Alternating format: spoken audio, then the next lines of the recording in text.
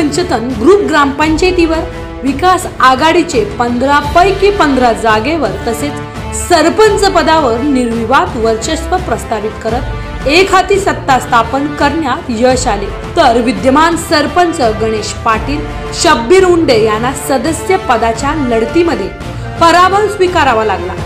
सरपंच पदाच्या लढतीमध्ये आजी माजी सरपंच त्यांच्या पत्नीमध्ये खरी लढत होती। यामध्ये माजी सरपंच निवास गाणेकर यांच्या पत्नी नम्रता निवास गाणेकर यांनी विद्यमान सरपंच गणेश पाटील यांच्या पत्नी स्नेहल पाटील यांचा पराभव केला। श्रीवर्धन तालुक्यात 12 ग्रामपंचायतीसाठी निवडणूक घेण्यात आली। यामध्ये सरपंच पदाच्या 9 जागांसाठी 26 तर 62 सदस्य पदाच्या जागेसाठी 115 निवडणुका लढवण्यात आल्या।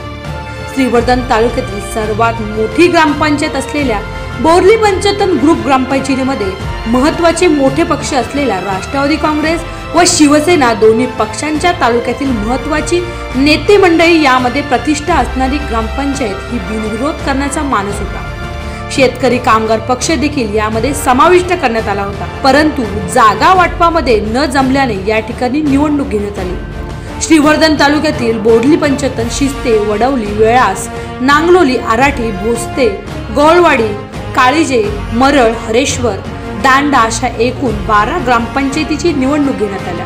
संपूर्ण बोर्ली पंचतन गावात विजयी उमेदवारांची मिरवणूक मोठ्या उत्साहात काढण्यात आली। 24 तास महाराष्ट्र फास्ट साठी सरफराज दर्जी, बोर्ली पंचतन। ताज्या व ठळक बातम्यांसाठी आजच चॅनल सबस्क्राइब करा।